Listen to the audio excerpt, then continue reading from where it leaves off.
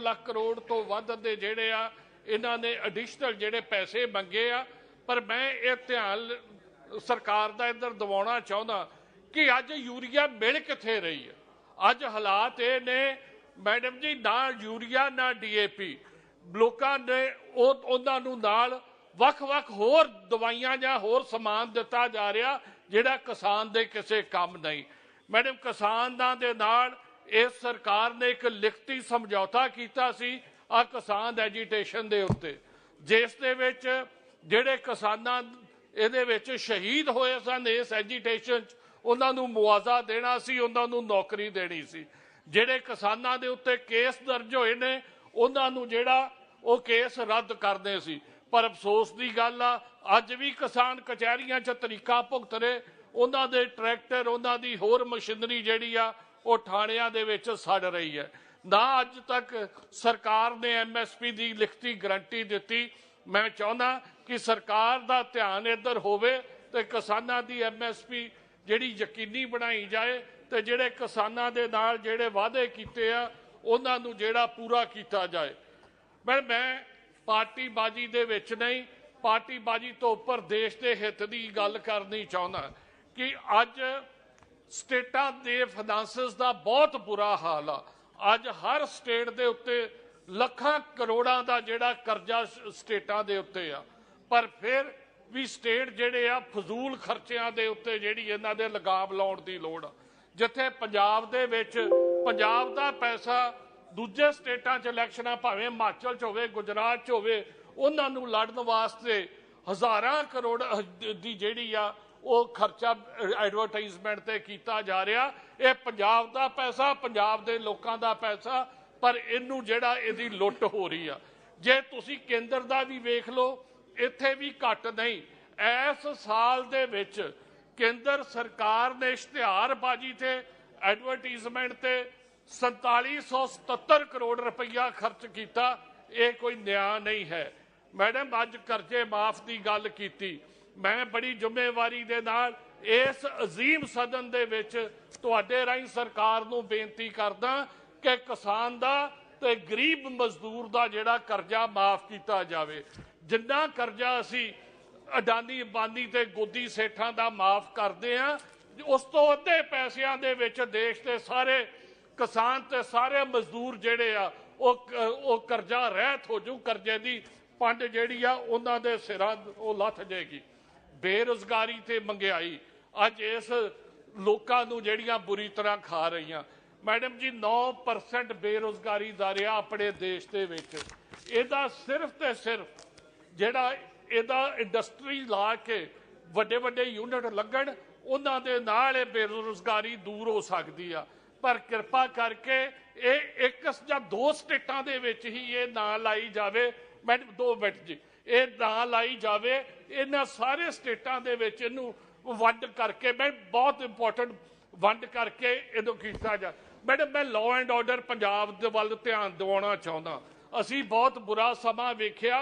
अज मैं तुहाडे राहीं सरकार नूं कहना चाहुंदा, जे पंजाब नूं ना संभालिया ते पंजाब दोबारा साडे हत्थां चों खिसक जाएगा। अज नित ड्रोन आ रहे आ, अज ड्रोन आ रहे आ, नशा ते हथियार पाकिस्तान तो पंजाब दे विच आ रहा। अज सरहाली थाणे दे उत्ते जिहड़ा RPG दा अटैक होया, नकोदर दे विच कतल होए, इस तो पहले इंटैलीजेंस दे हैडकुआटर दे उत्ते RPG दा हमला होया। मैडम, पंजाब पुलिस नूं सपोर्ट दिओ, उन्हां नूं बढ़दे जिहड़ियां उन्हां नूं चीज़ां चाहीदियां दिओ, फ्री हैंड दिओ ते पंजाब दे विच असीं ये दोबारा माहौल खराब नहीं होण देना। जिहड़ा पाकिस्तान तो असला बरूद आ रहा उन्हां नूं उसे तरीके दे नाल जवाब दिता जाए ते जिहड़े ड्रोन इहनूं ट्रेस करन वास्ते पोर्टेबल रडार्स दिते जाण, होर जो चीज़ आ वो मुहैया कराई जाए। मेरी एक लास्ट पॉइंट रह गया जी। अज वंदे भारत वर्गियां प्रधानमंत्री जी दे मन दियां स्कीमां ने जिहड़ियां चंगी ट्रेन चला रहे आ। वंदे भारत की 160 किलोमीटर जिहड़ी आ प्रति आवर उहदी स्पीड आ। पर अफसोस की गल आ, पंजाब हरियाणा इस नॉर्थ के खिते सिर्फ जिन्नियां रेलवे लाइनां उन्हां ते 130 किलोमीटर प्रति घंटा दे स्पीड दा जिहड़ी ट्रेन चल सकदी आ। इन्हां नूं भी अपग्रेड किया जाए। धन्नवाद। जय हिंद, जय पंजाब। श्री अरविंद सामत जी। माननीय चेयरमैन महोदया, हमारी वित्त मंत्री जी ने अब ये एडिशनल एक्सपेंडिचर का 4,36 करोड़ का फिस्कल अपने सदन में पेश किया है। उसमें 1,9 लाख इसके लिए फर्टिलाइजर्स के लिए है और सब्सिडी भी फूड पे 80,348 करोड़ की है। अब इसमें देखते हैं तो किसानों की अवस्था जो है वो आज भी इतनी बुरी है कि आप जानती हो कि पिछले वर्ष में खास करके जनवरी से लेकर अक्टूबर 2022 तक जो वातावरण में बदलाव आए उसमें 3 से 4 दिनों में 271 दिन विभिन्न वातावरण रहा। उसमें 2,592 किसानों की मृत्यु हुई, 1.81 दशलक्ष हेक्टेयर उपज खत्म हुई, बर्बाद हुई, 4,22,812 घरों का नुकसान हुआ, 69,390 जानवरों की मृत्यु हुई। ये पूरे देश की हालत है। इसमें हमारे महाराष्ट्र में भी बहुत सारी मृत्यु हुई। आप जानती हो कि महाराष्ट्र में तौक्ते और एक निसर्ग नाम का चक्रवाक आया। उस चक्रवाक में हम अपेक्षा कर रहे थे कि राज्य की सरकार, केंद्र की सरकार से हमें बहुत मदद मिलेगी, लेकिन जितनी मदद मिलनी चाहिए थी उतनी मदद मिली नहीं। उसमें महाराष्ट्र में जिस तरह का वातावरण बदल आया, उसमें 67 डेज भारी वर्षा हुई, बाढ़ आई, भूस्खलन हुआ, 54 दिनों में बिजली और तूफान हुआ, 24 दिन गर्मी में गए। ये सारे वातावरण के बदलाव का परिणाम हमारे किसानों पर होते रहा। और इसमें फसल बीमा योजना जो आपकी है, प्रधानमंत्री फसल बीमा योजना जी, माननीय अर्थ मंत्री जी, यहाँ राज्य मंत्री जी बैठे हैं, आप जानते हो कि बीमा कंपनियां किस तरह के चेक दे रहे हमारे किसानों को, 52 रुपया, 50 रुपया। तो ये फसल योजना है या फंसी हुई योजना है, इसके ऊपर भी मैं चाहता हूं कि आप इसके ऊपर अपना भाष्य करें। हमारे यहाँ गाँव में जो PMGSY में जो रास्ते बनने हैं, सड़कों की मांग है, उस सड़कों की मांग पर आज सुबह हमारे विनायक राव जी का भी और हमारे ओम राजे निम्बालकर का सवाल था। उस सवाल में भी आप देखिए कि PMGSY में जो सड़कों की मांग होती है 6,000 किलोमीटर की बात ही है, इस बार तो सिर्फ 271 किलोमीटर दिए, तो 3,000 किलोमीटर बचे हुए हैं। इतने छोटे छोटे दे दोगे। छत्तीसगढ़ को जब 5,000 किलोमीटर देते हो तो महाराष्ट्र को 400 किलोमीटर देते हो, तो ये अच्छा नहीं लगता। इसमें आपको ध्यान देने की आवश्यकता है, मैं मांग करता हूँ। सागरमाला योजना के तहत 70 करोड़ रुपए आपने दिया। आप महाराष्ट्र के हो, विशाखापट्टनम का पुनर्विकास के लिए पैसे दिए, बहुत स्वागत करता हूँ। क्यों मुंबई बंदरगाह के बारे में बात नहीं करते? जब हमारे मंत्री जी आदरणीय गडकरी साहब थे तो उन्होंने पूरे पूर्व किनारे का विकास करने की बात की थी, एक प्रोजेक्ट बनाया था। आज तक उस प्रोजेक्ट के बारे में कुछ भी बात नहीं हो रही है। मैं चाहता हूं कि इसके बारे में भी सागरमाला में ध्यान देने की आवश्यकता थी। मुंबई बंदरगाह, JNPT बंदरगाह, वहां अदानी पोर्ट की बात होती है, दोनों बंदरगाह डब्बे में जा रहे हैं और कुछ भी नहीं मदद करेंगे। आप ध्यान में नहीं दोगे और आप महाराष्ट्र के होकर भी वो तो छोड़ो, मुंबई भी ये मत सोचो, ये महाराष्ट्र का अभिमान की बात होगी अगर आप उसके ऊपर ध्यान दोगे। और आपके पास अभी जो इंफॉर्मेशन टेक्नोलॉजी के मिनिस्ट्री ऑफ इंफॉर्मेशन में आपने दिया, आप जानते हो मुंबई के दूरदर्शन पर आप जाइए, वहाँ के कर्मचारियों की हालत बहुत है, खास करके कल्चर जो एक्टर्स है उनके बारे में भी बहुत बड़े सवाल है, उस पर आपको ध्यान देने की आवश्यकता है। Ministry of law and justice, ये तो बहुत बड़ी समस्या अभी देश में खड़ी हुई है। माननीय चेयरमैन मैडम, हमारे मंत्री जी कहते हैं कॉलेजियम नहीं चाहिए, फाइल क्यों भेजते हो? वहां से राष्ट्रीय जो न्याय आयोग बना उसको बर्खास्त कर दिया सुप्रीम कोर्ट ने। ये लड़ाई अपने लिए अच्छी नहीं है। संविधान के तहत जो चारों महत्वपूर्ण स्तंभ है, अगर वो आपसे लड़ते रहेंगे, आपस में लड़ते रहेंगे, तो न्याय किस कब मिलेगा? आप ये लगता है। मिनिस्ट्री ऑफ रेलवे में आपने 12,000 करोड़ दिया, मैं स्वागत करता हूं, लेकिन एक बात आपको बोलता हूं कि हमारे मुंबई में विक्टोरिया टर्मिनस था, उसका नाम छत्रपति शिवाजी महाराज टर्मिनस हुआ। हमने केवाड़िया स्टेशन बनाया, हमारे आदरणीय लौह पुरुष वल्लभ भाई पटेल जी का स्टैचू बनाया, स्टेशन के उसके परिसीमा में भी स्टैचू बनाया। हमने कर्नाटक में विश्वेश्वरैया का स्टैचू बनाया, एक इंटरनेशनल स्टेशन बनाया, लेकिन छत्रपति शिवाजी महाराज टर्मिनस पर छत्रपति शिवाजी महाराज का स्टैचू नहीं है। और वो स्टैचू बनाया था, फिर भी आज तक वो स्टैचू वहां नहीं बन रहा है। अब वो वहां के जीएम कहते हैं हमारे हाथ में नहीं है, तो स्टैचू कैसे बनाया था? पुतला तो बनाया था। तो मैं मांग करते रहा हूं आपकी उसमें ये स्टैचू जल्दी से जल्द बन जाए, ऐसी मैं अपेक्षा करता हूं। डिपार्टमेंट ऑफ एटॉमिक एनर्जी, अच्छी बात की आपने, न्यूक्लियर फ्यूल कॉम्प्लेक्स के लिए भी और न्यूक्लियर रिसाइकलिंग बॉन्ड के लिए पैसे दिए।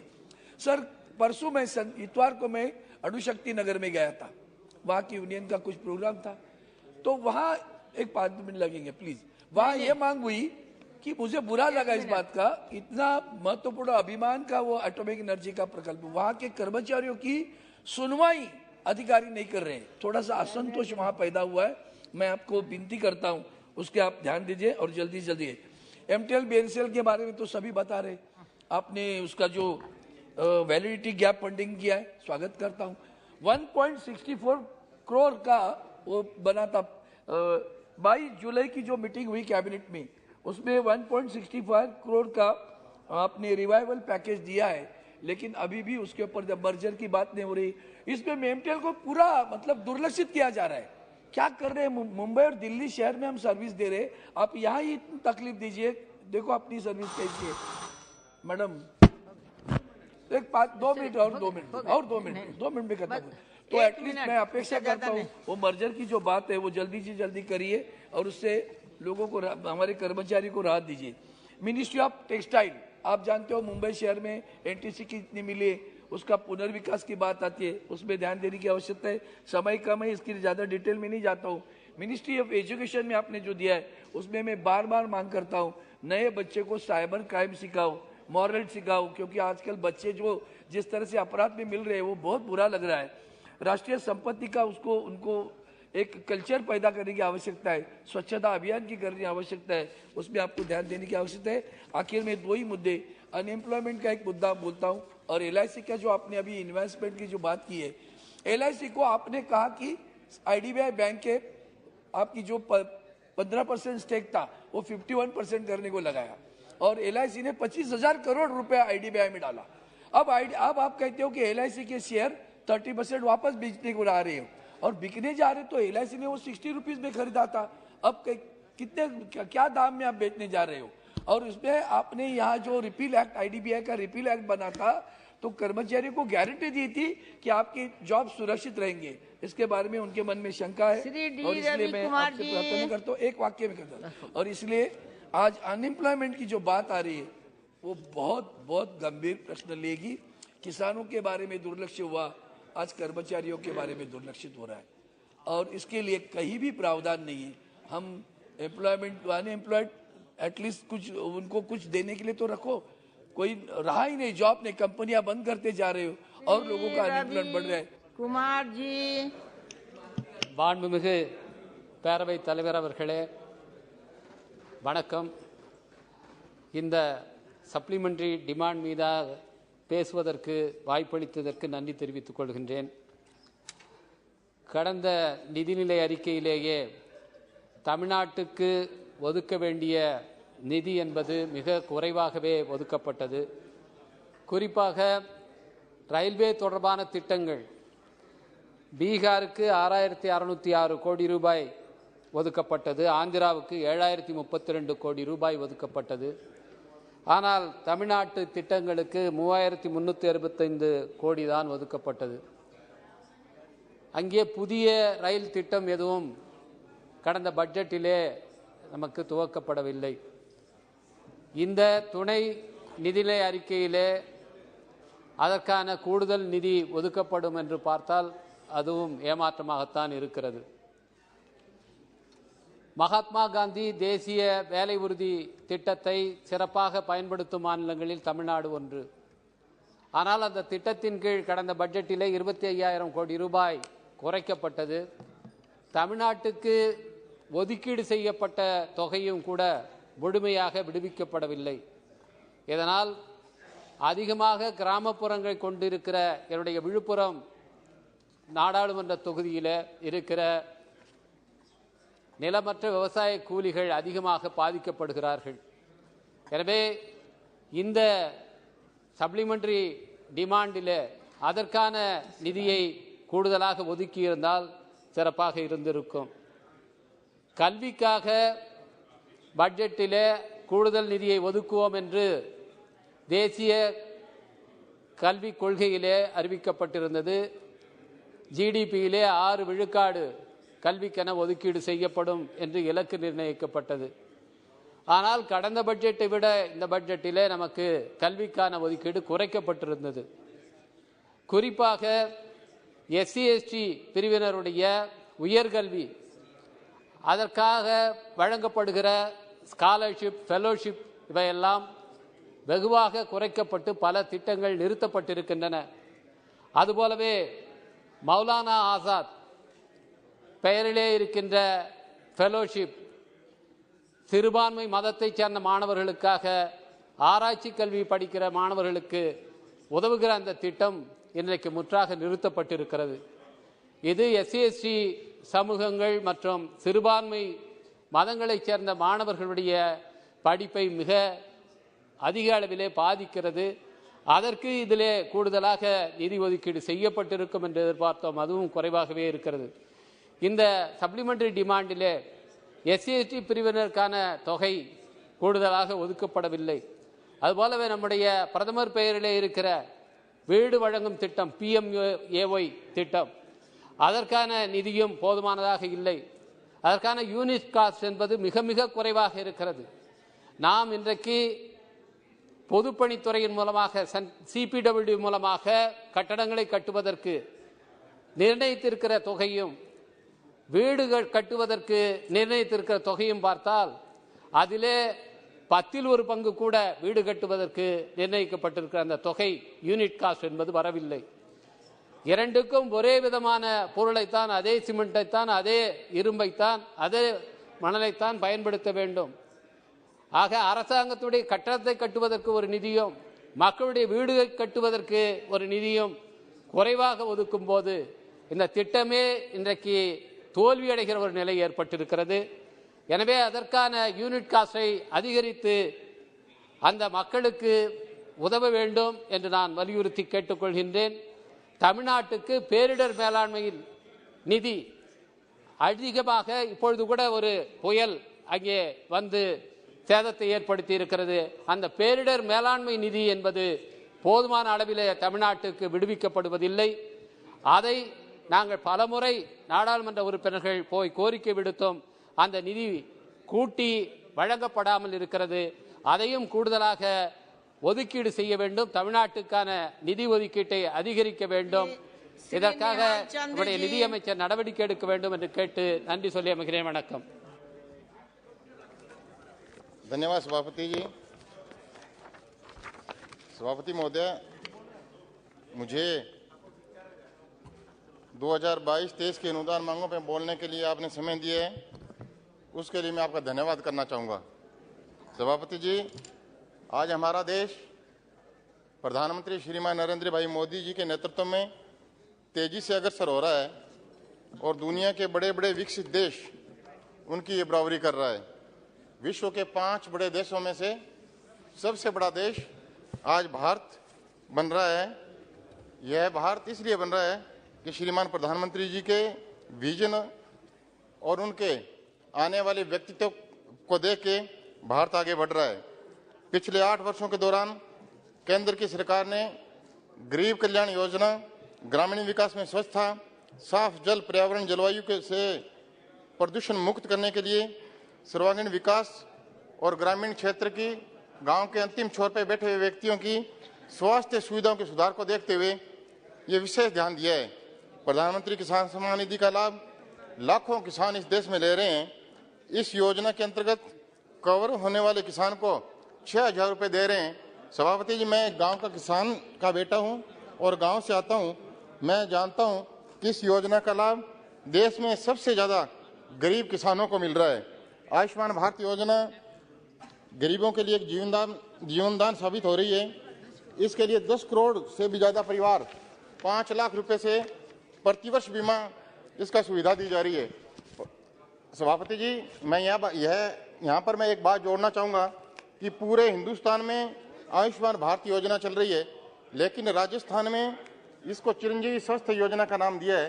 पैसा केंद्र सरकार दे, प्रधानमंत्री आयुष्मान भारत योजना का नाम हटा के वो चिरंजीवी योजना का नाम के नाम से वो गांव में पैसे दे रहे हैं। इसका बेनिफिट लोगों को मिलता है, लेकिन वो बेनिफिट प्रधानमंत्री आयुष्मान योजना के नाम से ही मिलता है। केंद्र सरकार का लक्ष्य है सभी को घर उपलब्ध कराना है।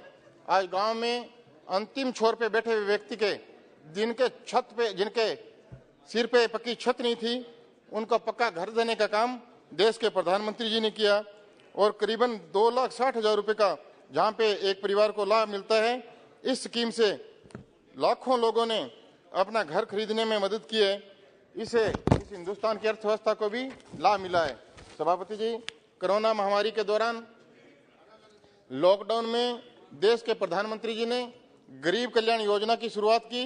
5 किलो मुफ्त का राशन देकर इस योजना का सीधा लाभ गांव के ग्रामीण व्यक्ति को पहुंचाया और मैं समझता हूं कि 80 करोड़ लोगों से ज्यादा लोगों को लाभ प्रधानमंत्री जी ने गरीब कल्याण योजना में दिया है।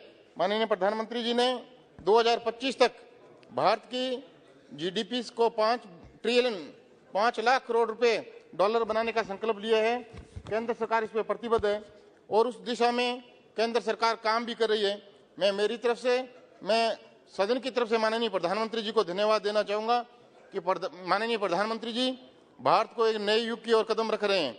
मैं भारत यूनाइटेड किंगडम को पछाड़कर विश्व की सबसे बड़ी 5 शक्तिशाली अर्थव्यवस्था वाला देश भारत बन रहा है। मैं देश के प्रधानमंत्री जी को बधाई देना चाहूंगा कि आज भारत की जीडीपी 7.5% है, क्योंकि हमने देखा है कि वर्ष 2021-22 के दौरान देश का कुल खाद्यान्न उत्पादन 315.72 मिलियन टन था, जो अब तक का हिंदुस्तान की आजादी के बाद अब तक का सबसे बड़ा खाद्यान्न रहा है।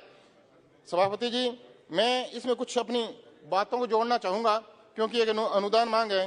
अनुदान मांग में मैं मेरे इलाके की बातों को भी जोड़ना चाहूंगा। मेरा इलाका सीमावर्ती क्षेत्र है जहाँ पे सिर्फ खेती का काम होता है। बहुत बड़े एक खेती का क्षेत्र है, वहाँ पे सारा इरिगेटेड क्षेत्र है। वहाँ पे एक एग्रीकल्चर यूनिवर्सिटी की मैं डिमांड करूंगा कि इस अनुदान मांग में उसको भी जोड़ा जाए।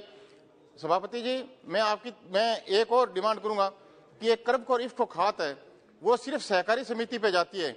इसके अलावा प्राइवेट आईपीएल, चंबल, एनएफएल जो भी खात है वो प्राइवेट कंपनियों में जाती है, प्राइवेट लोगों के पास में जाती है। उससे किसानों को सही समय पे खाद मिल नहीं पाती। और मैं आपके माध्यम से सरकार से मैं गुजारिश करूंगा कि राजस्थान को भी ऐसा डायरेक्शन दे कि इफ्को और कर्बको की खाद सबसे ज्यादा पहुंचे, ताकि वो ग्राम सेवा सहकारी समिति पे जाएगी तो गांव के किसानों को वो बहुत जल्दी और आसानी से मिल पाएगी। मैं थोड़ी सी बात कह के अपनी बात को समाप्त करूंगा। हमारे यहाँ पे, मैं राजस्थान से आता हूँ सभापति जी। राजस्थान में 13 ऐसे जिले हैं जहाँ पे हम लोग गंदा पानी पी रहे हैं, सतलुज का पानी हम लोग पी रहे हैं। केंद्र सरकार ने 774 करोड़ रुपए की राशि पंजाब सरकार को दी है, यानी सारी फैक्ट्रियां जो केमिकल युक्त गंदा पानी है उसकी फैक्ट्रियों पे वहाँ पे एसटीपी लगाने के लिए, लेकिन अभी तक उसका काम भी स्टार्ट नहीं हुआ है। मैं आपके माध्यम से सरकार से गुजारिश करूंगा कि उसको भी काम की शुरुआत करें। मैं सीमावर्ती क्षेत्र में आता हूँ। केंद्र सरकार की एक योजना है सीमा दर्शन योजना। मैंने कल भी एक प्रश्न उठाया था कि मेरी कॉन्स्टिट्यूंसी में नग्गी एक जगह है जहाँ पे 28 दिसंबर को एक सार्वजनिक मेला लगता है। वहाँ पे एक माता का बहुत बड़ा मंदिर है। 1971 के अंदर वहाँ पे 21 शहीद हुए थे, लेकिन उसके बाद में वहाँ पे हम लोग, हमारी जो जमीन पाकिस्तान ने ली थी, भारत छुड़ाने में भी सक्षम रहा। उसके बाद में वहाँ पे एक माता का मंदिर बनाया गया जहाँ पे आज भी 28 दिसंबर के दिन पूजा अर्चना होती है। तो इन दोनों स्थानों को, एक हिंदूमल कोट को जो सीमावर्ती क्षेत्र है, आज़ादी से पहले पाकिस्तान और इंडिया की यहाँ पे ट्रेन आया जाया करती थी, आज भी वहाँ पे रेलवे स्टेशन है। तो इन दोनों नग्गी और हिंदूमल कोट को सीमा दर्शन योजना में जोड़ा जाए। सभापति जी, मैं एक और ध्यान आकर्षित करना चाहूँगा कि 29 अगस्त 2017 को उदयपुर में माननीय नरेंद्र भाई मोदी जी की सभा में हमारे केंद्रीय मंत्री जी ने, नितिन जी ने एक सड़क की घोषणा की थी जो सूरतगढ़ से 18 एसपीडी जाखड़ा वाली, भैरोंसरी, रावसर, नौर और भादरा होते हिसार तक उसको राष्ट्रीय राजमार्ग घोषित किया था, लेकिन स्टेट गवर्नमेंट आज भी इसका प्रपोजल नहीं भेज रही है।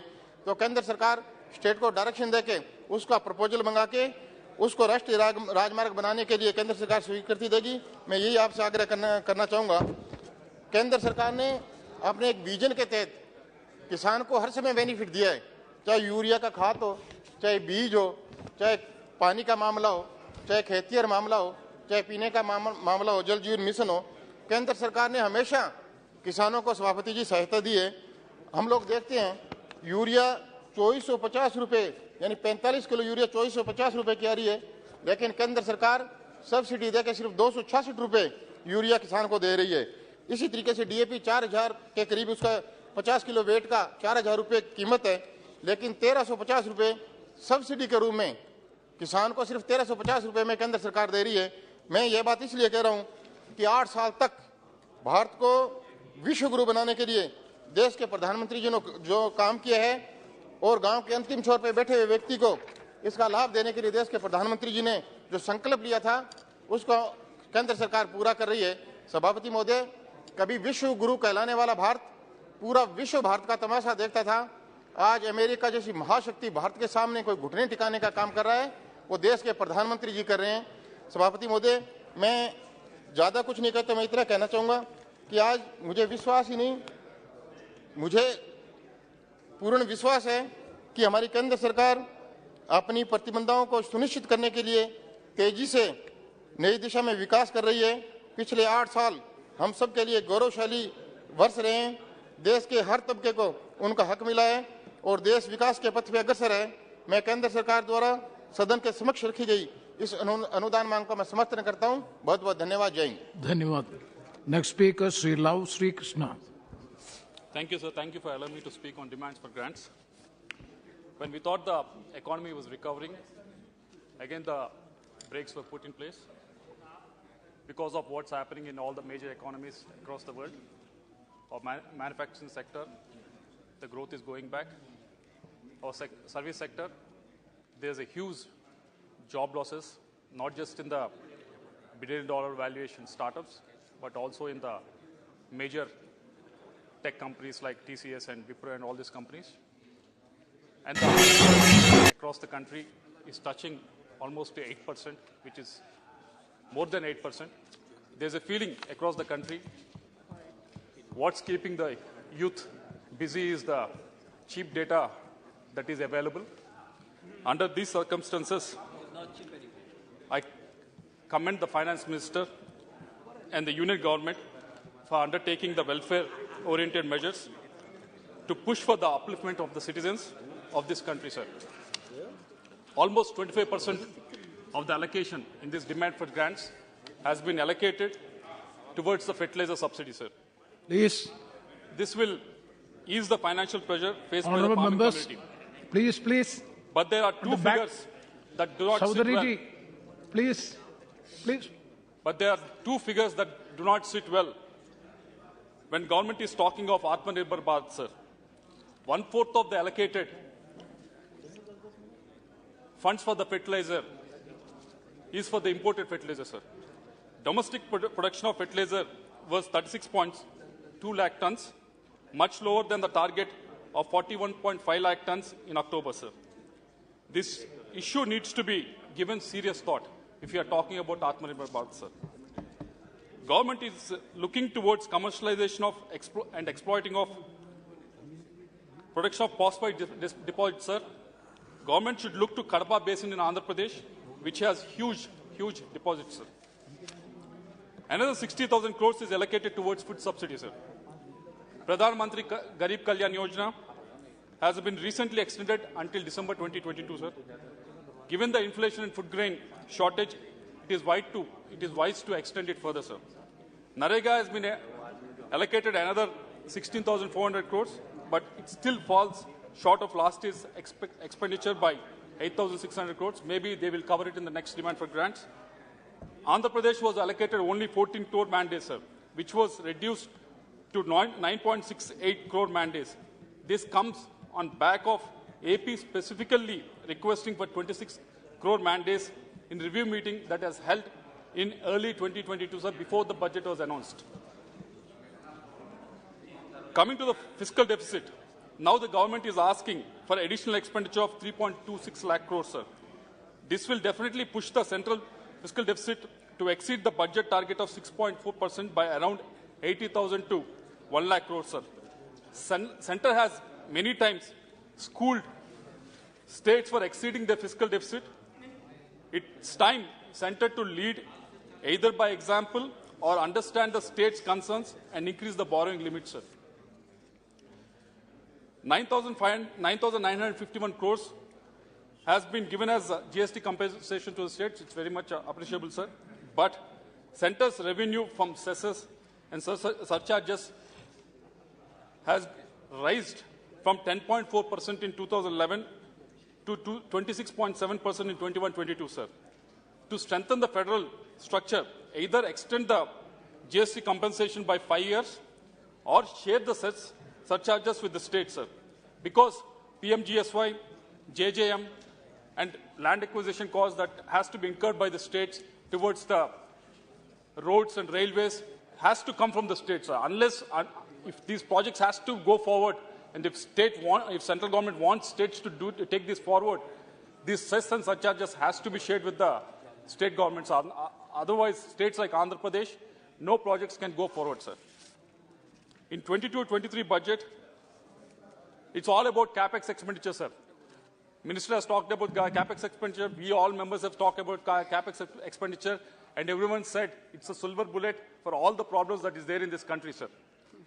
Government has an ambitious capex target of 7.5 lakh crore. It was 24% higher than previous year, sir. But CAG data indicates that between April and October 2022, expenditure was around 4 lakh crores. It was almost close to 50%, sir. Under the supplementary demand for grants, capex has been augmented by 31,000 crores, indicating that close to 60% of the target will be achieved. Government may say capex happens only when states come together, projects are identified, land allocation from the state side is done, and various other reasons, sir. Let me give you various avenues that are available in Andhra Pradesh, various projects that are allocated to Andhra Pradesh, which are looking for capex spending from the union government, sir. There are 7 projects that are waiting from them, sir. Avenue 1, Polavaram project, sir. It was lifeline of Andhra Pradesh. It was supposed to solve drinking and irrigation problems of many districts of Andhra Pradesh and lakhs of acres in Andhra Pradesh, sir. It was adjudged as a national project as well in Bifurcation Act, sir. But there are so many issues that are pending with the union government, sir. Pending investment clearance for the revised cost estimate to the tune of 55,000 crores is still pending with the union government. Funding for drinking water is to the tune of 4,000 crores is still pending with the union government.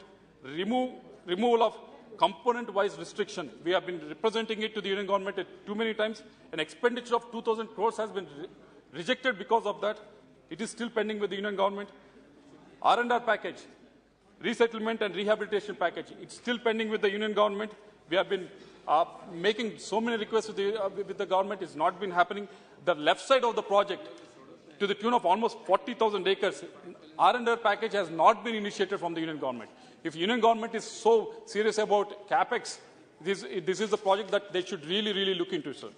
Avenue number 2, education institutions, sir. There were so many education institutions that was promised for Andhra Pradesh after the state has been divided. IIT, IIM, ISR, NIT, Central University, Petroleum University, Agri University, IIIT, Tribal University, and AIMS. Except AIMS, none of the institutions that I have mentioned are running from a own campus, sir. Still, all of them are running from a rented premises, sir. This is the capex that the union government should be looking at. Example I will give you.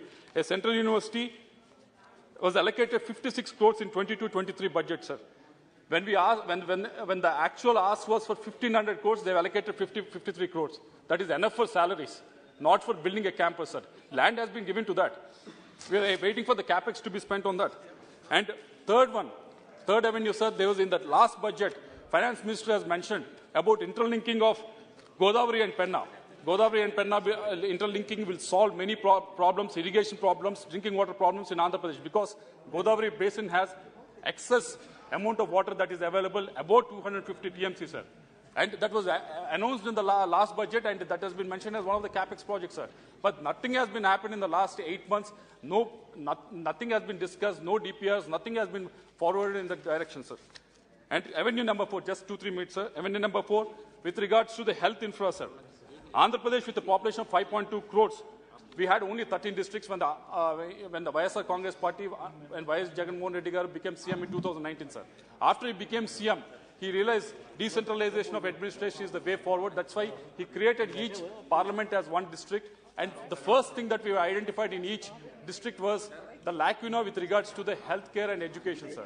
When we realized that we have proposed for 17 medical colleges, sir, we forwarded that proposal to the Union government. 3 have been agreed. Yes, one is in my constituency, which is being supported by the Union government, but that's not last one, which, but that is not the case. The another 14 are still in the pipeline, sir. The same thing with the road projects as well, sir. There's so many announcements that have been made with the road projects, sir. Works of 1,50,000 crores are under implementation, sir. Another 48,000 crores has been awarded, sir. So when these are going to see the light of the day, sir, unless the capex has been spent, sir. And railway projects, last 2 points, sir. Railway projects have been sanctioned to the tune of 9,000 crores, sir, for the year 22-23. When they sanctioned it, we mentioned it, sir. Are you going to spend this amount or not? As we are seeing, it's not being spent, sir, because the reason they are giving is let the state give the land, then we'll spend with regards to the new lines, sir. Sir, all these agreements were made before the bifurcation of Andhra Pradesh. We are ready to renegotiate. The revenues of the... Sir, last one point, sir. Last one point, special categories. All these were made before 2014, sir. So we are asking to renegotiate, sir, so that these projects can be taken forward, sir. Last and final one, sir, with regards to the last one, with regards to the special category status, sir. There is no denying... How many total last points? Last point, sir. This is the last one, sir. There is no denying bifurcation of Andhra Pradesh was done in an unscientific manner, sir. Not only we lost our capital in Hyderabad, which was a major revenue source to Telangana, sir, but also inherited higher debts and liabilities, sir. Andhra was left with 45% revenues and 58% sir. To overcome these challenges, Andhra was promised special... One second. Conclude. Policies may change, sir, but the promises should never be forgotten, sir. We believe the government is a continuous process, sir. As special category status is Andhra right of Andhra people. Keep raising that. We demand for that. We fight for that. Hanuman Benivalji, please. सभापति महोदय, सबसे पहले तो आपको धन्यवाद कि सदन में आज 22-23 के लिए अनुदान की अनुपूरक मांगों के प्रथम बैच 19-20 के लिए अतिरिक्त अनुदान की मांगों पर जो चर्चा हो रही है उसमें आपने मुझे बोलने का अवसर दिया। सरकार ने 3.25 लाख करोड़ के अनुपूरक अनुदान की मांग की है। सरकार ने बजट में इस वर्ष के लिए कुल वे अनुमानित 39 लाख करोड़ से बढ़ाकर 45 लाख करोड़ पार होने की तरफ बढ़ रहा है। सभा में विभिन्न मंत्रालयों ने जरूरत के हिसाब से राशि की मांग की। महोदय, मैं आपके माध्यम से प्रधानमंत्री सरकार में बैठे मंत्रीगणों को कहना चाहूँगा कि लोक लुभावन और लोक कल्याण दोनों में बहुत फर्क है, इसलिए लोक लुभावन और लोक कल्याण में अंतर को समझते हुए देश के समग्र विकास की ओर आपको ध्यान देने की आवश्यकता है। कल्याणकारी योजनाओं को खत्म किया जाना, किसी भी देश की प्रगति उसके द्वारा समाज के सबसे निचले पायदान पर खड़ी जनता के लिए चलाई जा रही जन कल्याणकारी योजनाओं के क्रियान्वयन की सफलता से आंका जाता है। ध्यान देने वाली बात यह है कि पिछले 3 वर्षों के अंदर मौजूदा केंद्र सरकार द्वारा चलाई जाने वाली जन कल्याणकारी योजनाओं में से 50% से अधिक को बंद कर दिया और कई महत्वपूर्ण योजनाओं के लिए साल दर साल दी जाने वाली वित्तीय धनराशि में भी भारी कटौती की जा रही है। सौद मुद्दे केंद्रीय महिला एवं बाल विकास मंत्रालय की 19 योजनाओं में से अब केवल 3 योजनाएं चल रही है। एक मिनट। मिशन शक्ति, केंद्रीय मिशन वात्सल्य सक्षम आंगनबाड़ी, इसी प्रकार केंद्रीय पशुपालन डेयरी मंत्रालय की 12 में से सिर्फ 2 योजनाएं चल रही, शेष को समाप्त कर दिया गया। सौद मुद्दे कृषि मंत्रालय की 20 योजनाओं में से वर्तमान में केवल 3 चल रही है। इसके अलावा पिछले 3 सालों में कई मंत्रालयों को दी जाने वाली वित्तीय धनराशि में भी लगातार कमी की जा रही है। पशुपालन और डेयरी मंत्रालय की 12 में से सिर्फ 2 योजनाएं चल रही। मंत्रालय ने 3 महत्वपूर्ण योजनाओं को समाप्त कर दिया, जिससे सहकारी समितियों के माध्यम से डेयरी, राष्ट्रीय डेयरी योजना आदि शामिल है। सभापति महोदय, कृषि और किसान मंत्रालय की अब 20 में से 3 योजना, कृषोन्नति योजना, कृषि सहकारिता पर एक योजना और राष्ट्रीय कृषि विकास योजना ही चल रही है। ध्यान रहे कि जून 22 तक केंद्र सरकार की योजनाओं के लिए 1.2 लाख करोड़ रुपए की धनराशि उन बैंकों के पास जमा है जो केंद्र के लिए ब्याज के रूप में आय अर्जित करते हैं। पिछले कुछ वर्षों में उर्वरक सब्सिडी में भी लगातार कमी की जा रही है। इसे इन आंकड़ों से आसानी से समझा जाता है कि वित्तीय वर्ष 2021 में उर्वरकों पर वास्तविक सरकारी खर्च 1,27,921 करोड़ रुपए, 21-22 में 79,529 करोड़ रुपए और 22-23 के बजट में 1,05,222 करोड़ रुपए रखा गया। मतलब यही नहीं, एनपीके उर्वरकों नाइट्रोजन, फास्फोरस और पोटेशियम के लिए आवंटन वित्त वर्ष 21-22 में संशोधित अनुमानों की तुलना में 35% कम था। इस तरह की बजटीय कटौती से उर्वरक की कीमतें तेजी से बढ़ी और उर्वरक की कमी ने विशेष रूप से लघु और सीमांत किसानों की कमर ही तोड़ दी। राजस्थान सहित अनेक राज्यों में यूरिया डीएपी को लेकर बड़े आंदोलन हुए, लाठियां चली, गोली चली देश के अंदर।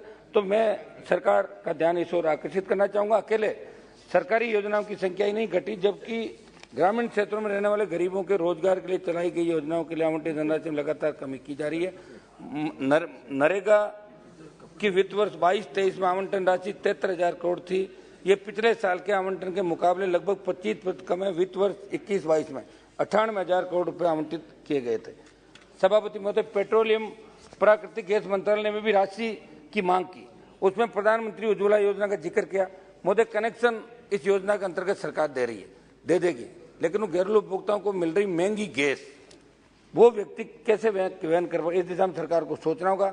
आज जिस प्रकार महंगाई ने देश के आम आदमी की कमर तोड़ के रखी है वो चिंताजनक है।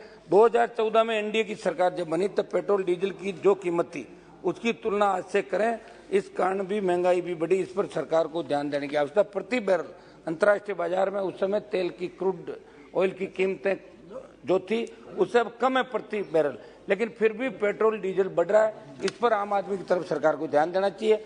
सबब में कृषि की बात करूंगा। किसानों के बड़े आंदोलन देश के अंदर चले, उसके अंदर सरकार ने फिर किसानों की बात भी मानी, बैकफुट पाई सरकार, लेकिन अभी भी उनकी जो मांगों को लेकर, एमएसपी को लेकर कमेटी बनाई, उस पर कोई नतीजे निकले नहीं। मेरी मांग रहेगी कि किसान आंदोलन के अंदर जिन बातों में सहमति बनी थी, किसानों को संपूर्ण मांगे मानी जाए। भारत की लगभग 69% आबादी, हम सब किसान परिवारों से आते हैं। किसानों की आमदनी को दोगुना करने संबंधी समिति ने 17 में टिप्पणी की थी, ग्रामीण आय या तो स्थिर है या कम है। 12 और 17 के बीच औसत किसान परिवार की मासिक आय 8,000 से भी कम थी। 7.5% की महंगाई दर के मुकाबले आय की वार्षिक वृद्धि दर 9.5%, आमदनी में होने वाली लगभग 80% बढ़ोतरी खेती से जुड़े खर्चों में खप जाती थी। ऐसे में किसानों के लिए सुदृढ़ क्रेडिट व्यवस्था होना बहुत जरूरी है, लेकिन विडंबना की कृषि ऋण सरकारों के लिए एक चुनावी टूल बनकर रह गया। कुल 10 राज्यों ने अभी तक कृषि ऋण की कर्ज माफी का ऐलान किया। आरबीआई ने 13 सितंबर 2019 को report of the internal working group to review agriculture credit जारी किया था। इन 10 राज्यों में 8 ऐसे राज्य जो सब ज्यादा कृषि क्षेत्र ऋण में डूबे हैं। हालांकि इन राज्यों के जरिए कृषि कर्ज माफी का ऐलान करना और उसे पूरा कर पाना, दोनों में काफी फर्क दिखाई दे रहा है।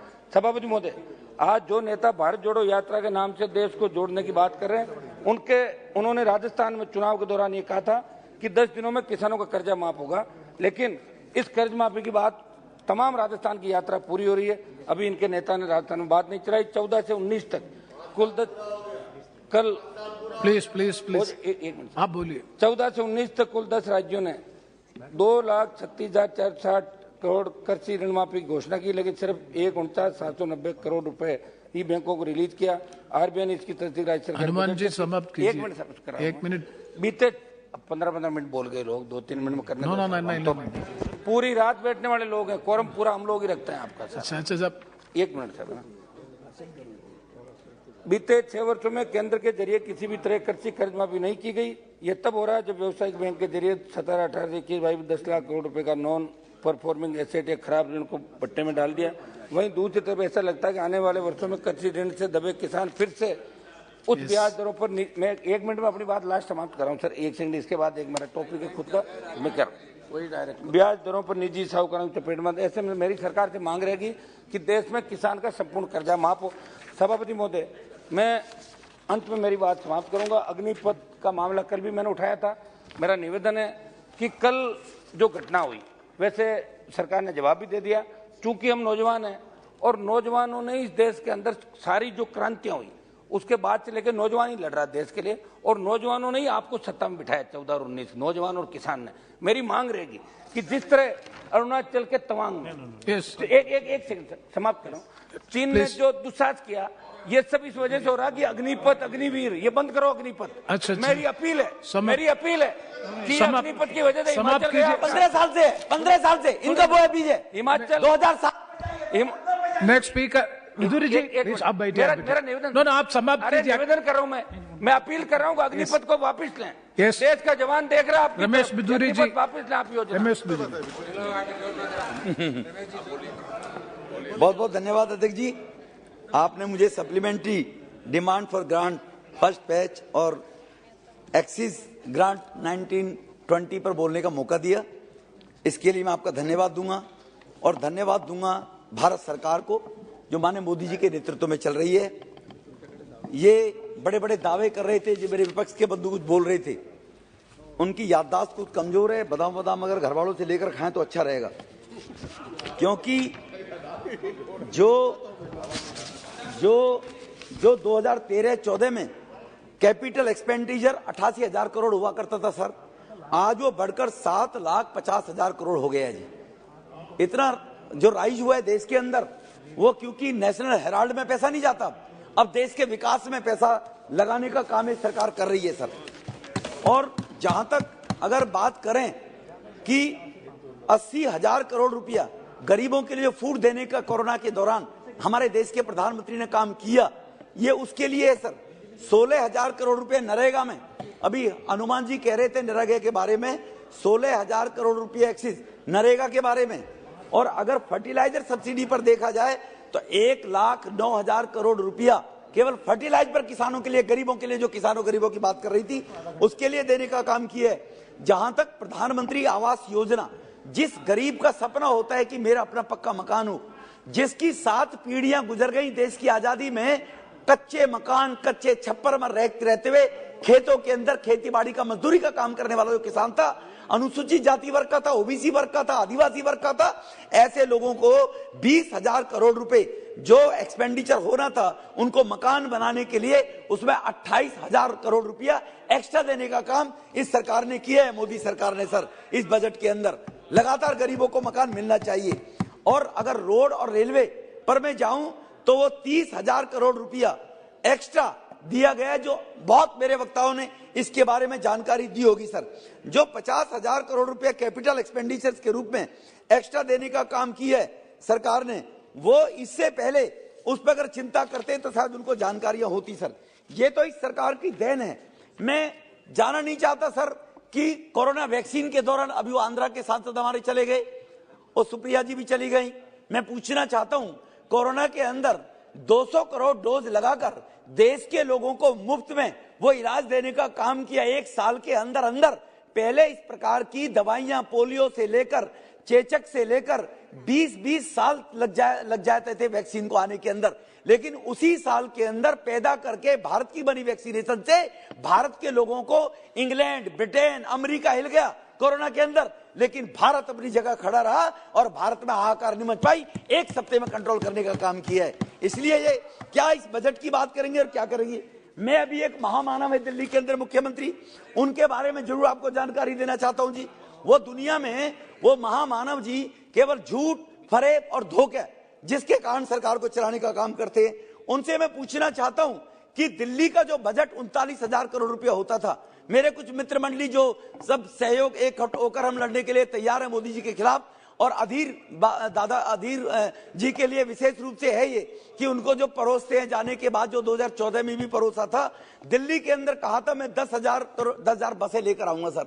उस टाइम जब वो आया था अधीर जी की मेहरबानी से, इनकी पार्टी की मेहरबानी से, तो दिल्ली में 6500 बसें हुआ करती थी। आज दिल्ली में केवल 2800 बसें रह गई हैं सर।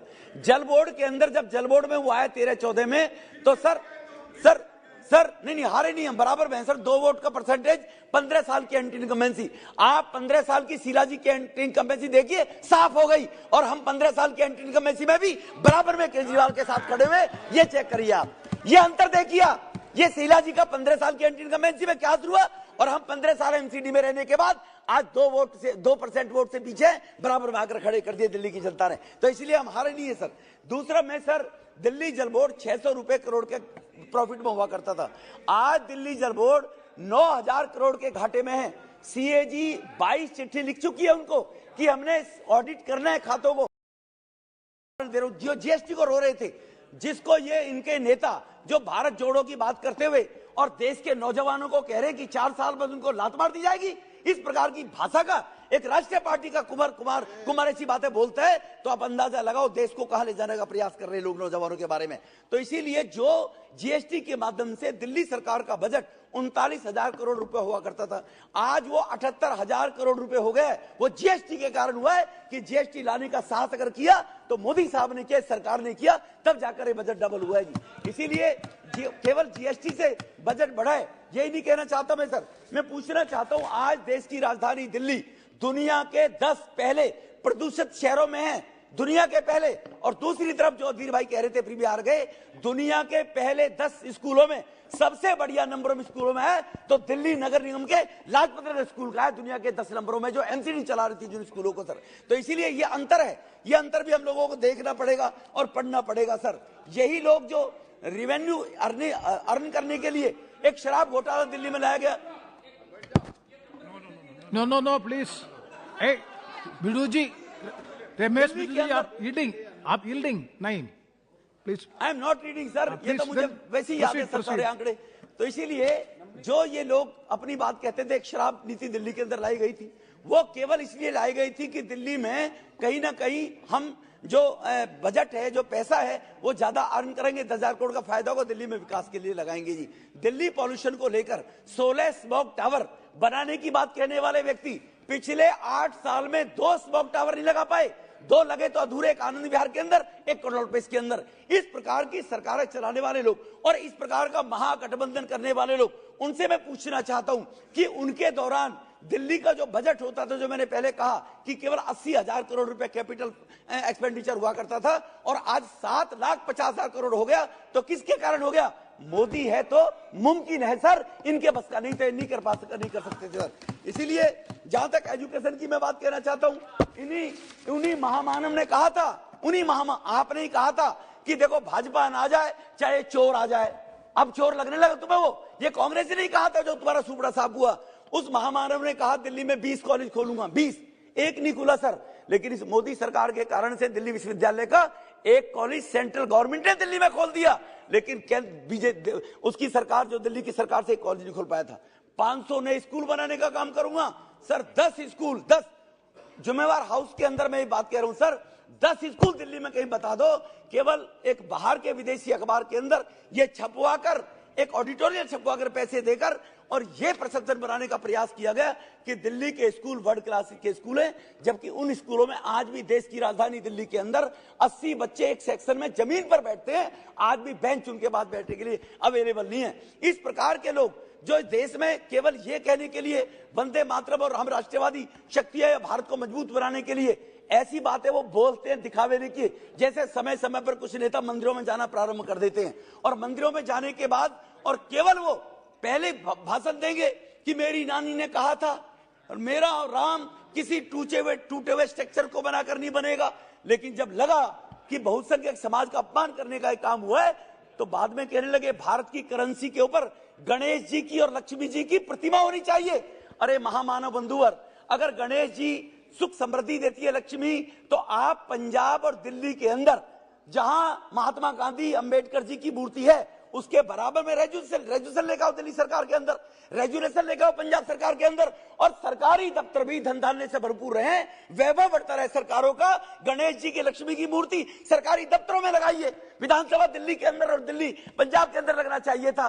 करेंसी पर लगाने के लिए वहां भी एक समुदाय का अपमान करने के लिए कि करेंसी पर गणेश लक्ष्मी की मूर्ति होगी, तस्वीर होगी, तो लोग थूक लगा गिनने के बहाने से हिंदू धर्म को हाथ करने का काम करेंगे, उनको कहीं ना कहीं दूषित करने का काम करेंगे देवी शक्तियों को। तो इस प्रकार की कॉन्स्पिरेसी षड्यंत्रकारी लोग इस देश में 60 साल से जो बैठे रहे लोग हैं, मैं उनको ये बताना चाहता हूं कि षड्यंत्र करने से कुछ नहीं होगा।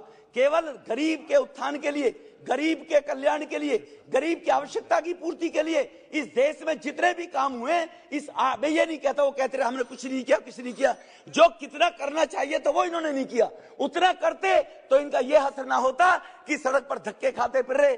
कांग्रेस जोड़ो का नारा, भारत जोड़ो के नाम से कांग्रेस जोड़ो का नारा देने वाले लोग हैं, और कहीं ना कहीं अब उनको उनकी हैसियत पता लगने लगी है। आपने मुझे बोलने का मौका दिया, बहुत बहुत धन्यवाद। बहुत बहुत धन्यवाद श्री राजमोहन उड़ितान जी.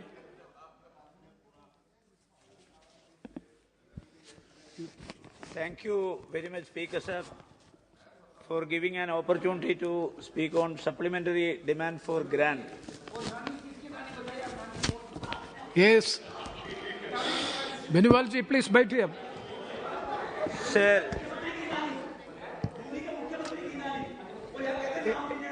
Yes, yes, please. will you please keep mum? Please continue. So, Ramesh Biduri ji, you spoke within the time and again you are speaking. thank you very much, Speaker sir, for giving an opportunity to speak on supplementary demand for grant. Sir, our economy is on the verge of collapse. I recall a cartoon drawn by Satish Acharya. In the cartoon, Prime Minister Modi ji is depicted as a chowkidar at an ATM. The people like Nirav Modi and Vijay Mallya are running away with money looted from the ATM. Meanwhile, chowkidar Modi ji is sleeping quietly and a poster is placed in front of him that reads, "In case of emergency, blame Nehru," rather than indulging in Nehru bashing and emotional blackmailing of the people. This government has failed miserably to save the economy of India. India could overcome the global financial crisis of 2008-9, widely referred to as the Great Recession, under the sagacious leader of Sri Manmohan Singh, a great economist. But the present government failed the economy with myopic economics and unscientific measures like demonetization and hasty implementation of the GST. Sir, unwise handling the COVID-19 pandemic further aggravated the crumbling economy. The government must issue a white paper on the impact of the demonetization on the Indian economy. Sir, India is facing new brain drain as skilled and educated young Indians are running from India due to her poor economy and lack of employment. A recent report by Ratseer Strategy Consultants predicted that close to 1.8 million Indians will spend $85 billion to pursuing a degree abroad by 2024. At present, 13.24 lakh international students are studying in 79 countries, according to a Ministry of External Affairs report released in 2022. Sir, global ratings from Moody's recently lowered India's 2022 real GDP growth projections to 7.0% from 7.7%. We expect growth to decelerate to 4.8% in 2023. The Moody's said the downward revision assumes higher inflation, high interest rates, and slowing global growth will dampen economic momentum by more than we had previously expected, the Moody's forecasted. The consumer food price inflation in India has increased from 0.68% to 8.38% between September 2021 and April 2022. Sir, overall inflation rate was recently reported to be around 7%, with the most of the price rise stemming from high food and fuel prices. In Kerala, the price of all varieties of rice, staple food in the state has doubled in a year. People will have to spend rupees 2,400 crore extra a year on rice. Life of the common man has become miserable due to high inflation and unemployment. In 2014, the government of India launched its Make in India initiative as a part of India's renewed focus on manufacturing. The Atmanirbhar Bharat campaign announced in 2020 was also intended to further boost local manufacturing under its stated goal of making India economically self-sufficient. Sir, but the government could not make any headway in this sector, mainly because of India's poor infrastructure. India uses only 3% of its GDP for infrastructure construction each year as compared to China's 20% of its GDP. The farming community is facing a severe crisis in India. the prices of cash crops are falling down. After a moderate post-pandemic revival, the price of natural rubber has cashed into 6th month low of 140 per kg in the Indian market. The price of latex, which soared during the pandemic due to huge demand from glove makers, took a more severe doubling, with its prices rolling down below to 120, sir. Sir, the government of India has discontinued the railway budget, so it should be resumed. Kerala has very inadequate railway infrastructure. Much awaited Kanyanad-Kannur railway lane connecting Kanyanad, Kerala with Mysore and Bangalore through Kannur, Karnataka, and the Shabari rail link connecting Angamali with Erumeli is still pending with the Southern Railway for approval. Sir, the construction of railway flyovers in North Malabar has commenced years back. In my constituency, Kasaragod, 10 such flyovers have been proposed, but still all work is progressing at snail's pace. The construction of some flyovers have not even started, and other ROBs still await approval. The work of Neeleshwaram Pallikara ROB in the final stage. Now the only thing left is to control the train traffic and to place the grids appropriately. Unfortunately, it has been waiting for months for the permission of the Railway Ministry. Sir, Kannur International Airport. Yes. Sir, Kannur International Airport completes 4 years on 9 December 2022. It is one of the most important airports of Kerala. We are sure that you are aware that Kannur has not been considered as a point of call so far, even though all the national carriers of GCC have repeatedly expressed their wish to have flights to Kannur. Yes. So we request you to kindly include Kannur Airport also in the point of call list for foreign airlines. Currently, only 4 Indian companies, Air India Express, Go First, and Indigo, are operating a handful international and domestic flights. An instruction from your side to all the Indian airlines companies to provide more services, both on international and domestic routes, will be highly appreciated. At present, Kannur Airport doesn't have any operations so far. East countries like Malaysia, Singapore, and Thailand, where Chennai and Bangalore Airport were operating to these countries. Yes, sir, only one. My constituency, Kasaragod, has, for the last few years, from the disaster effects of endosulfan pesticide, the endosulfan was sprayed over the cashew plantations in the district.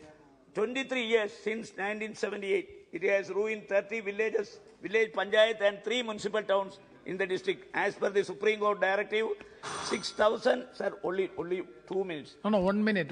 6,727 persons were identified as the victims of endosulfan. I urge upon the government to allocate sufficient funds to Kerala government to rehabilitate the endosulfan victims. Thank you, Sri K. Subrahmanyam. Only 1 point more. You have allotted me 1 minute. In 2003, the government of India announced the Pradhan Mantri Swasthya Suraksha Yojana PMSSY initiative, which aimed at correcting regional imbalance in the availability of affordable, reliable, tertiary health care services. New aims were planned under PMSSY. Kerala deserve an aims which would set up in Kasaragod district, the most backward district in terms of health infrastructure. Speaker, finish it. No, conclude. 1 second. What? No, please. Cut down the other names.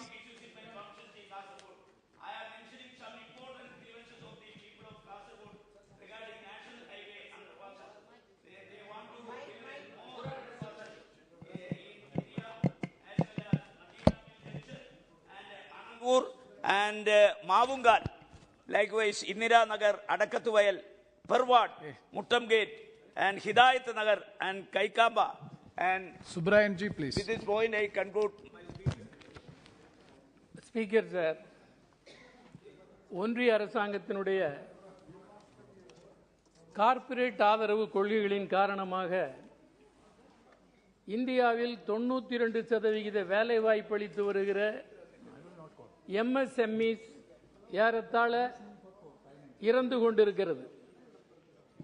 பெருவீத அளவில் வேலைவாய்ப்பு அளிக்கக்கூடிய அந்த சிறு தொழில் சிறுக சிறுக அழிந்து வருகிறது என்பதற்கு என்னுடைய தொகுதியில் திருப்பூர் மாநகரில் கொசைரி இண்டஸ்ட்ரி பெரிய அளவுக்கு பாதிக்கப்பட்டிருக்கிறது.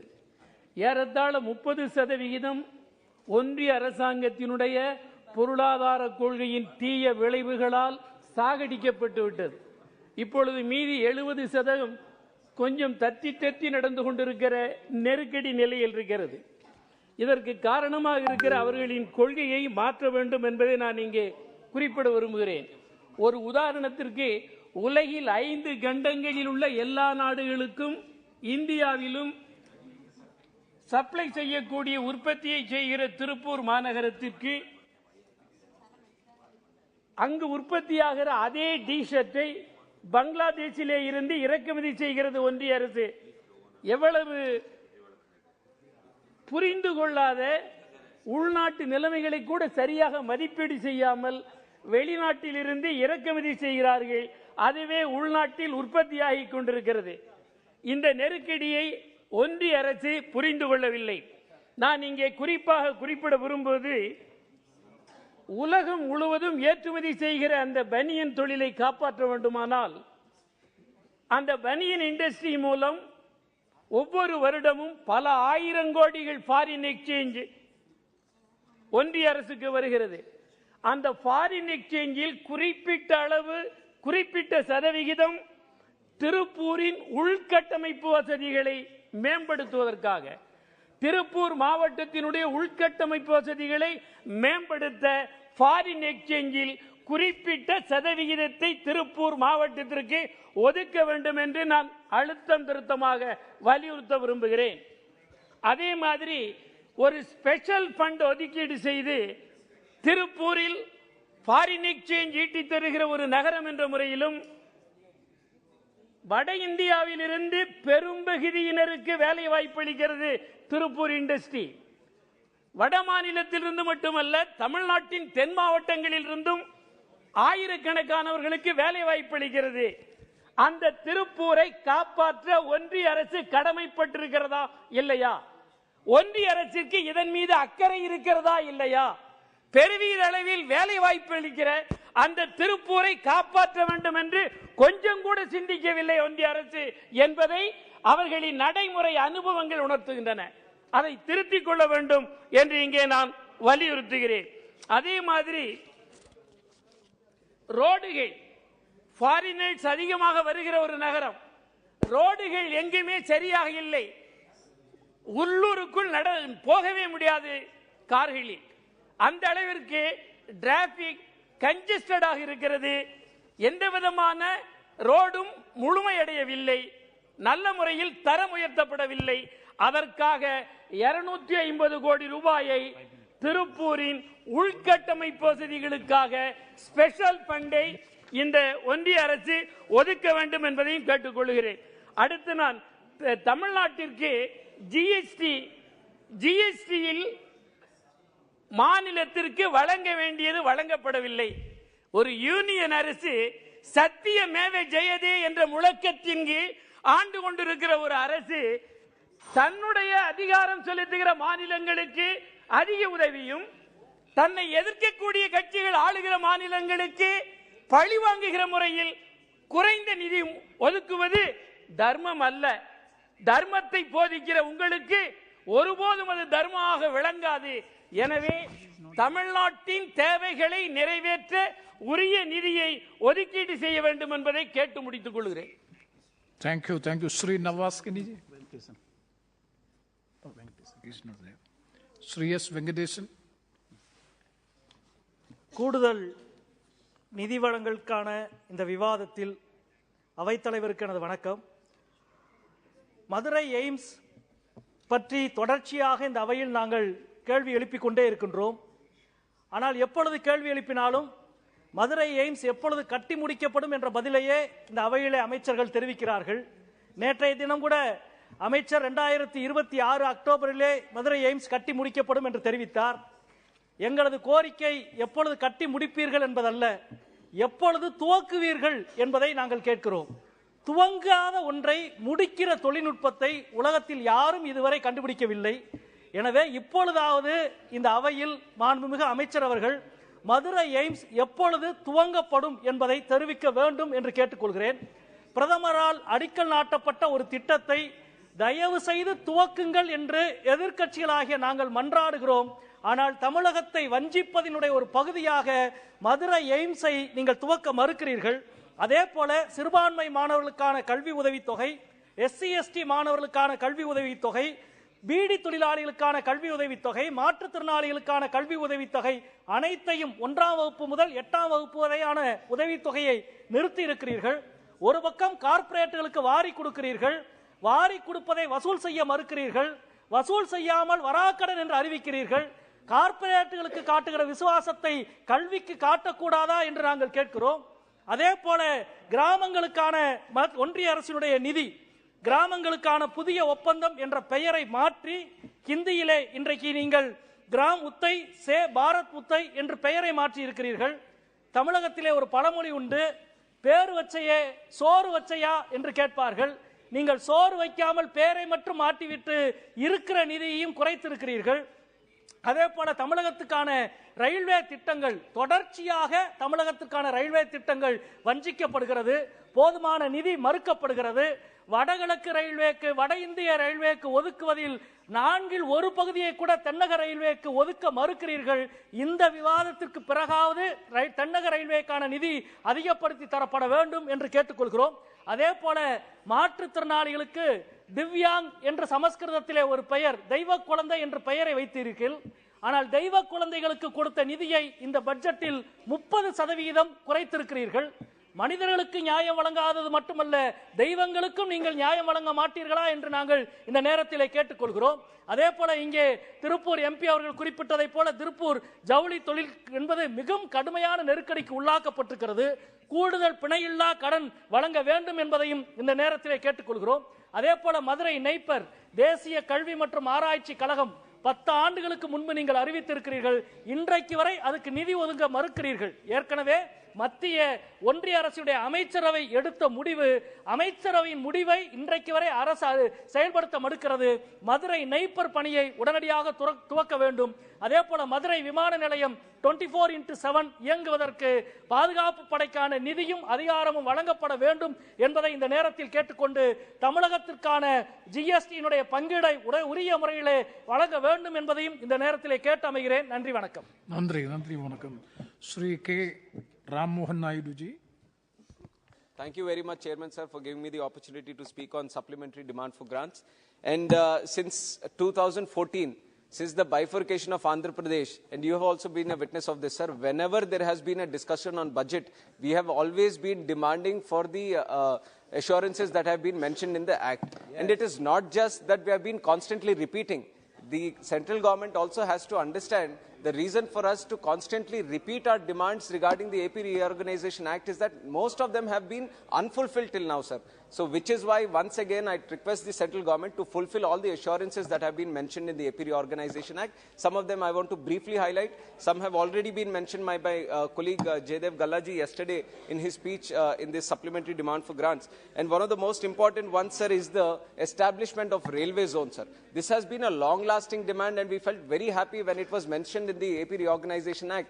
But it was announced 3.5 years ago by the central government themselves. But even today, when even the budget of 170 crore rupees has been budgeted for this creation of new Vizag railway zone and also new Rayagada division also, sir. But only 106 has been sanctioned. I have to mention in the floor of the House that the people of Uttarandhra, who are going to be the major benefiters of the railway zone, they are not satisfied with the sanction, sir. We want to see the zone in action. Only then it will be the fulfillment of this railway zone, sir. For that, we request the central government to give fulfill all the budgetary requirements for the creation of new railway zone in the state of Andhra Pradesh. And also, I don't know why there has been an unjustified decision to remove Voltaire division completely. It was one of the most profitable divisions in the country, sir. Without any solid reasoning, without any solid justification, they are simply removing the Voltaire division, which is not right. So once again, I want to demand the central government to include railway zone in its Voltaire division in its entirety and to continue its existence in the South Coast Railway Zone, which has been announced.